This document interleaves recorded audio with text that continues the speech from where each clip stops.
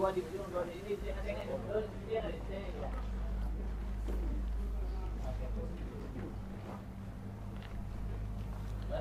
barang bukti sepeda motor yang disita dari pelaku.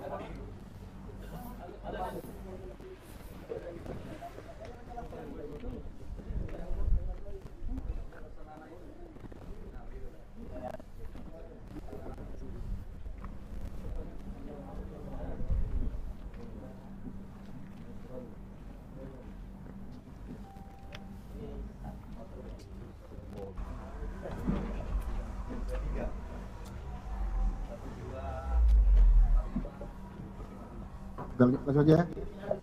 Rekan-rekan yang media yang saya hormati. Yang kedua, kita akan melakukan kegiatan, ada beberapa perkara yang akan kami sampaikan. Yang pertama, mulai dari sebelah kiri, bukan yang dua ini. Sebelah kiri saya, pencabulan terhadap anak, ya. Berdua, 1-2 pencabulan. Yang di tengah Miranmor dengan BB yang di depan kita. Di sampingnya tim pelaku penganiayaan. Yang terakhir persetubuhan terhadap anak. Jadi saya mengimbau kepada rekan-rekan semua, sampaikan kepada keluarga, kerabat, serta warga masyarakat lainnya agar lebih peduli lagi, perhatian kepada anak-anak kita, saudara kita, keluarga kita yang memang masih butuh perhatian, yang pada saat meranjak dewasa ini banyak coba-coba, ya, banyak yang memang merasa sudah dewasa kah atau merasa sudah sudah bisa jalan sendiri, namun banyak kejadian. Yang pertama terkait pencabulan terhadap anak dilakukan oleh ayah tirinya sendiri, kan gitu. Jadi ini hal-hal yang emang sangat kalau saya bilang tidak pantas dilakukan oleh orang tua. Nanti penjelasan oleh langsung Kasat Krim menyampaikan, Kasat Reskrim. Yang kedua merupakan korbannya kan anak sepupu dari pelapor. Ini semuanya keluarga semua, kerabat semua, dekat semua, ya. Jadi bukan kita menjaga keluarga sendiri, melainkan merusak keluarga sendiri gitu. Yang selanjutnya terkait masalah curanmor yang kita diamankan pada hari Sabtu kemarin di Gorontalo, di mana LP-LP yang ada baru 3 LP yang kita temukan, sementara ini masih pengembangan, ya, masih pengembangan dengan terkait laporan polisi yang ada di Polres Parigi Motong ini, baik jajaran Polres maupun Polsek. Kita masih lakukan pengembangan. Yang selanjutnya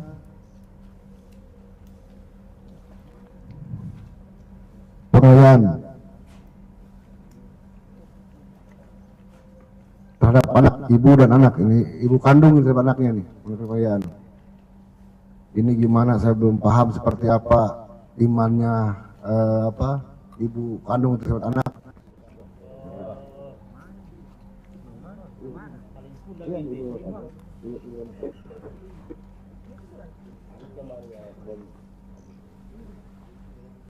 Yang terakhir, persetubuhan terhadap anak.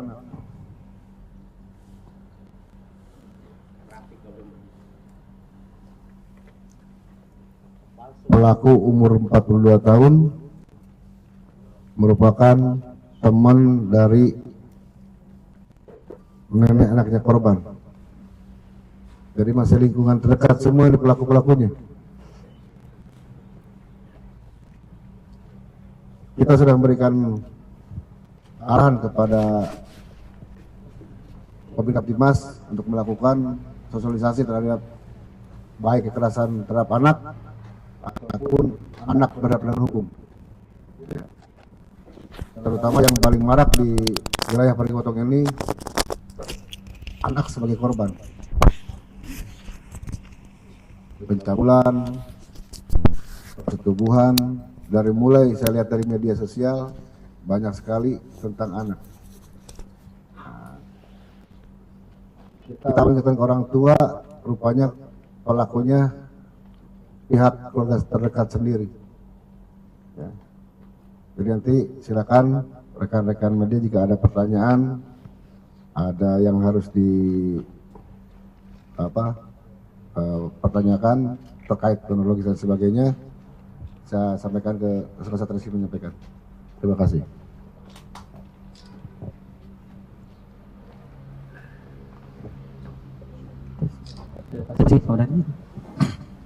Baik, selamat sore rekan-rekan media yang saya hormati. Saya akan memaparkan sedikit terkait masalah kronologi ya, kronologi terkait masalah perkara pencabulan terhadap anak. Nah, ini dasar kami adalah laporan polisi pada tanggal 8 Januari 2025, yang mana pelaku merupakan ayah tiri daripada korban. Modusnya awalnya korban dengan mamanya, kemudian bapaknya itu ngobrol dalam kamar, kemudian tidak lama mamanya keluar kamar, kemudian anak korban berencana menyusul mamanya keluar dari kamar, namun tersangka melarang, berkata jangan dulu keluar, sehingga anak korban langsung terdiam di depan pintu, kemudian tersangka langsung memeluk anak korban dari belakang. Nah, ini langsung dia peluk dari belakang. Kemudian tangan tersangka meraba-raba keduanya. Mohon maaf ya saya sebutkan ya payudaranya, rekan-rekan. Kemudian korban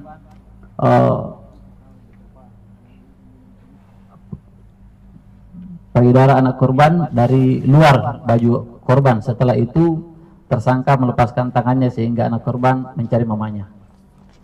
Selain itu, anak korban juga pernah saat keluar dari kamar melihat tersangka sedang duduk di kursi ruang tamu, kemudian tersangka memanggil anak korban. Namun anak korban terdiam.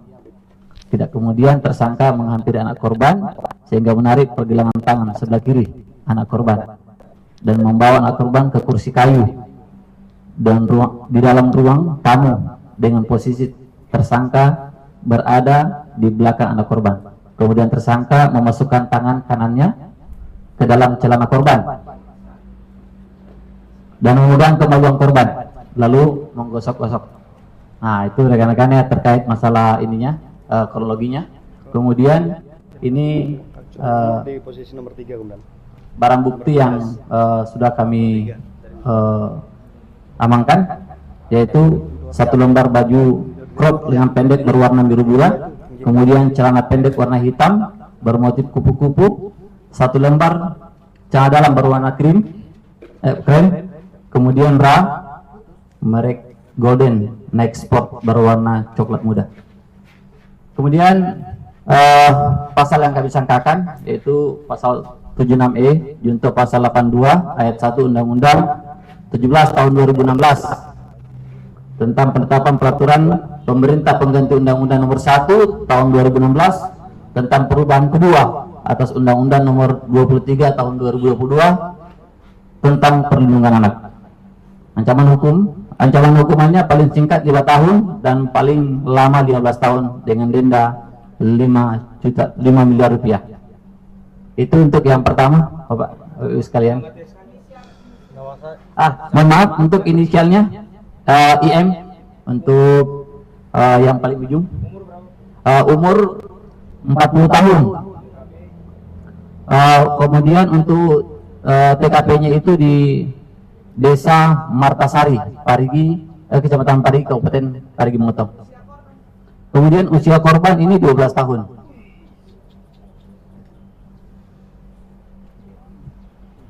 Baik, rekan, kami langsung ke TSK yang kedua ya. Sama rekan, ini pencabulan terhadap anak.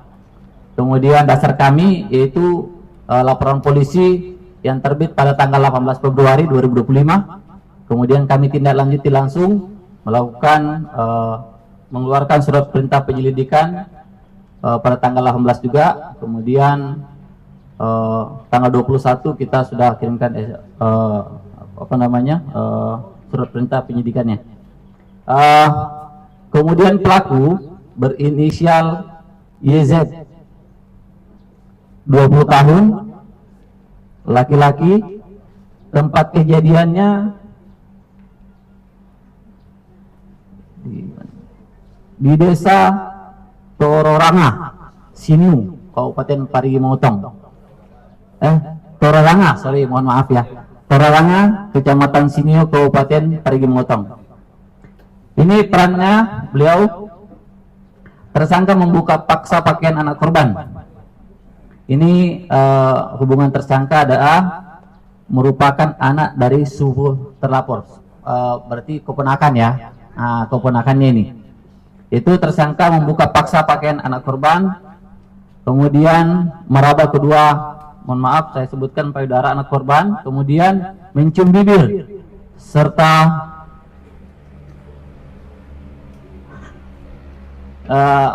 bisa ke buah dada korban. Selain itu tersangka juga memasukkan jari ke dalam kemaluan anak korban ya. Setelah itu tersangka mencoba memasukkan kemaluannya ke dalam kemaluan korban, namun belum sempat masuk terdengar suara sepeda motor yang datang sehingga tersangka lari lewat jendela ke rumah korban. Kemudian ini barang bukti yang kami sudah amankan rekan-rekan ya. Ini barang bukti yang sudah kami amankan.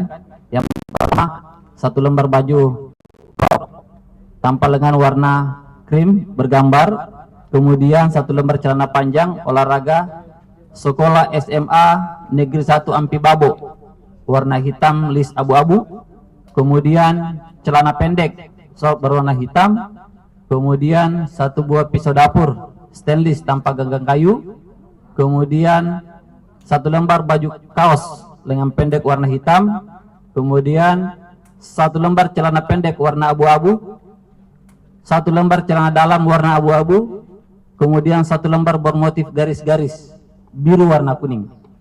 Nah, ini semua. Kemudian pasal yang kami terapkan rekan-rekan sekalian yaitu sama dengan yang tadi, pasal 76E junto pasal 82 ayat 1 Undang-Undang 17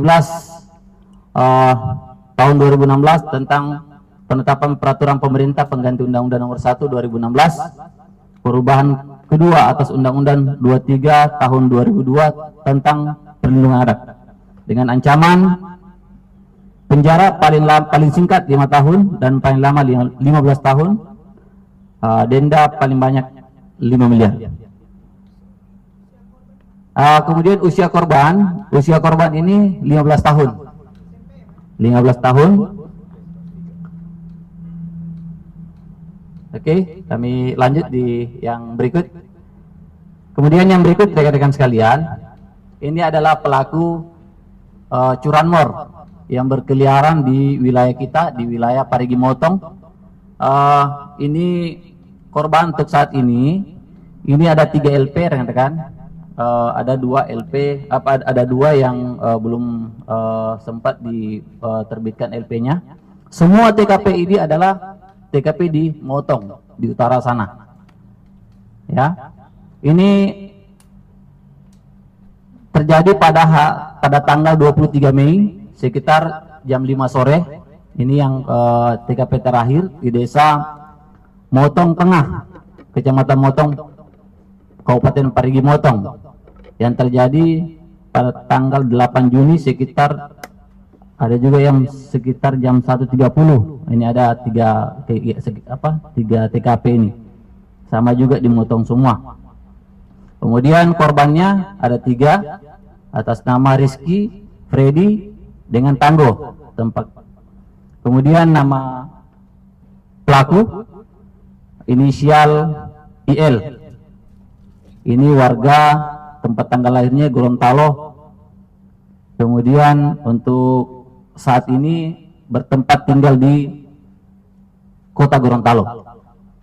Kronologisnya pada tanggal 8 Juni 2025 sekitar jam 1.30, pelapor mendapati sepeda motornya terparkir di teras rumah sudah tidak ada. Ia segera melaporkan kejadian tersebut ke Polsek Mautong. Setelah menerima laporan, tim Resmob Satreskrim Polres Parigi Motong melakukan olah TKP dan memeriksa beberapa saksi yang berada di sekitar TKP. Dari beberapa saksi yang memberikan keterangan, diketahui bahwa seseorang menginap di penginapan Pelangi di Motong, kabur dari penginapan dengan membawa 1 unit motor Honda Beat warna coklat yang terparkir di penginapan Pelangi. Nah ini setelah itu dikatakan tim mengembangkan informasi tersebut, kemudian tim berkoordinasi dengan teman-teman Jatanras Polres Polda Gorontalo. Nah, dapatkan informasi bahwa tersangka berada di wilayah Polda Gorontalo, sehingga teman-teman Resmob bergerak ke Polda Gorontalo untuk melakukan pengejaran. Alhasil dilakukan penangkapan di Polda Gorontalo. Ini berkas bantuan juga teman-teman dari Jatanras dari Polda Gorontalo, rekan-rekan sekalian. Kemudian kita amankan ini ada 8 unit. Ini merupakan residivis ya rekan-rekan ya. Ini 5 yang ada di wilayah kita di Parigi Motong, kemudian 1 di Ternate, 1 lagi di Kabupaten Sigi, 1 lagi di Palu, sehingga semuanya ada 8 unit rekan-rekan sekalian. Saya kira itu rekan-rekan terkait masalah terkait masalah mohon maaf untuk pasal yang kita sangkakan, pasal 363 1 ke 3 huruf E, kemudian pasal 372 KUHP dengan ancaman hukuman maksimal 7 tahun penjara. Itu rekan-rekan terkait masalah kasus Ciramon. Kemudian kita beralih terkait masalah yang keempat. Ini perkara tindak penganiayaan anak. Nah, ini korbannya ini berinisial NZ, pelajar umur 14 tahun. Pelaku berinisial RM, umur 36 tahun, beralamat Palawa. Kemudian modusnya, awalnya tersangka dengan cat tikus di rumah tersangka. Ini gara-gara cat tikus nih. Tiba-tiba tersangka dalam keadaan mabuk tiba-tiba melintas ingatan tersangka mengenai perselisihan antara tersangka dengan tetangganya, lelaki AP. Karena merasa jengkel dengan lelaki AP, kemudian tersangka mengambil parang yang berada di lemari dekat kamar mandi milik tersangka. Kemudian tersangka menuju warung lelaki AP yang berada di sebelah rumah tersangka. Adapun tersangka masuk ke dalam warung melewati pintu samping karena dekat dari rumah tersangka. Setelah tersangka masuk, tersangka tidak melihat lelaki AP karena yang ada di warung saat itu hanya istri dan anaknya AP. sehingga tersangka melakukan penganiayaan terhadap anak kandung daripada AP. Jadi anaknya ini yang musuhnya, yang dia yang dia aniaya. Kemudian kami juga sudah mengamankan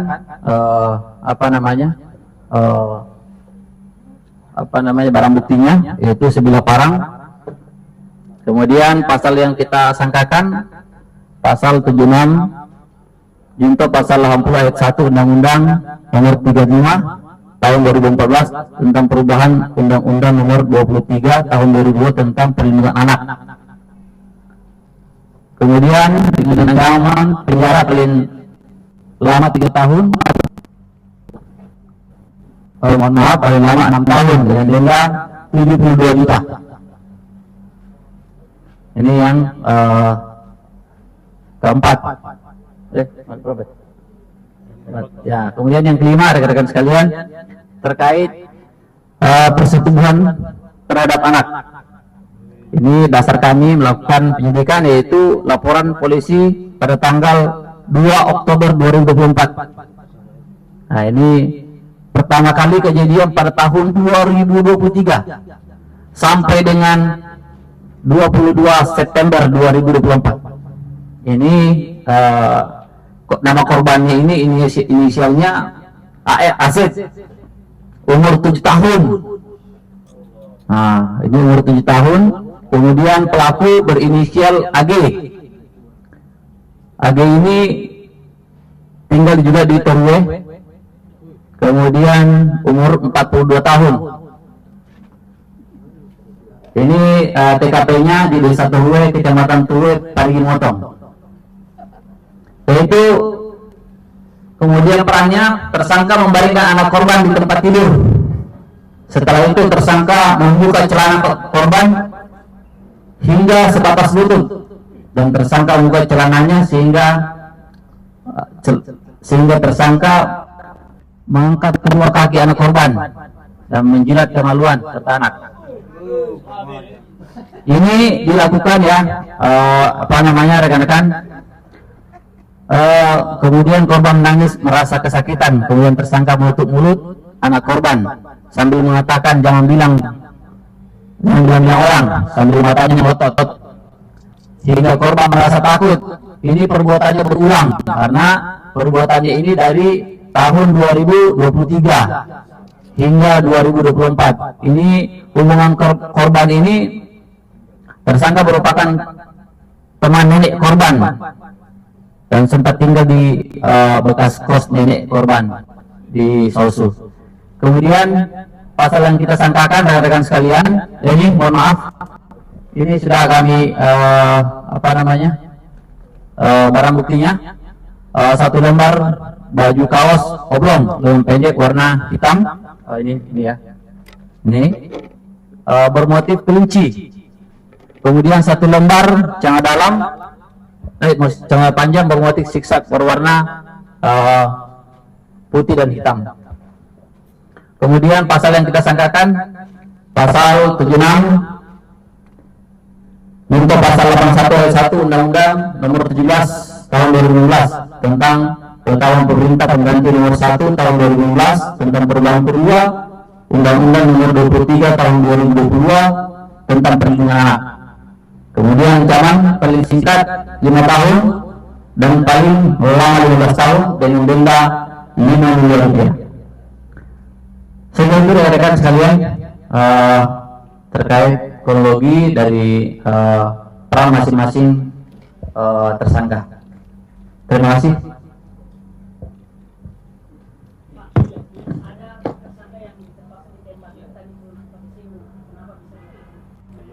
Ya.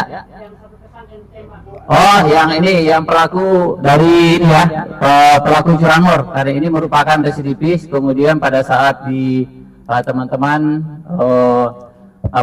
lakukan penangkapan, dia berusaha untuk melarikan diri, sehingga rekan-rekan mengeluarkan tembakan peringatan, tidak diindahkan sehingga kita lumpuhkan rekan-rekan. Perburuan terhadap pelaku curanmor itu berapa lama? Ya. Perburuan pelaku curanmor itu berapa lama? Ini yang pertama di TKP terakhir itu di TKP terakhir itu pada tanggal 8 Juni ya rekan-rekan ya. Itu terakhir yang sehingga TKP awal TKP yang dilakukan pengembangan. Nah, dari situlah berkembang dari tanggal 8 Juni itu. Di 2025. Iya.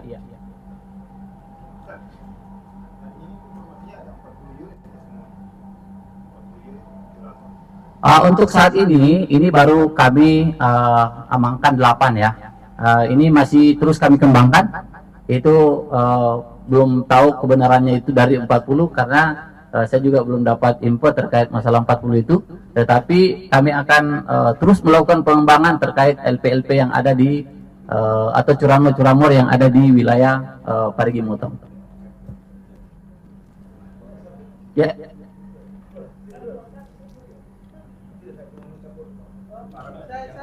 Oke. Pak, saya mau tanya soal itu Pak, yang kasus dugaan pembunuhan Pino tuh. Oh baik. Rekan-rekan sekalian, untuk terkait masalah pembunuhan di Pino tuh di Ampibabo ya. Itu untuk penanganannya, saya sampaikan untuk penanganan itu berada di Polsek. Nah, semua kami sudah gelarkan yang ada di sini kemarin waktu komunikasi ya dengan saudaraku. Semuanya penanganannya di Polsek, kemudian kami akan membackup pool. Kami akan sudah berkomunikasi untuk kirim tim ke sana dengan unit Resmob untuk melakukan penyelidikan di sana. Gitu rekan-rekan.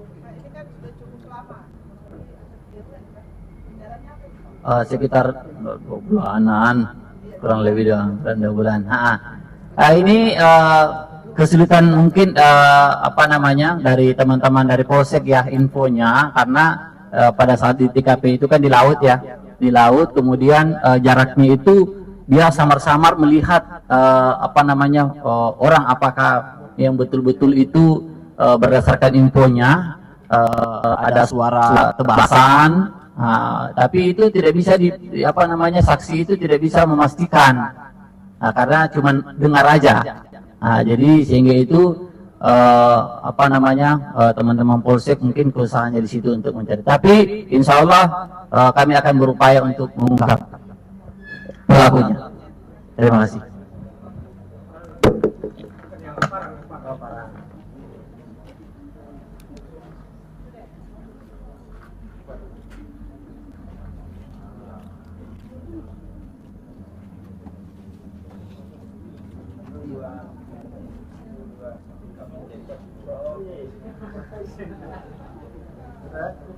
Cukup ya rekan-rekan ya. Oke, terima kasih banyak rekan-rekan media. Mohon maaf atas segala kekurangan ya. Terima kasih.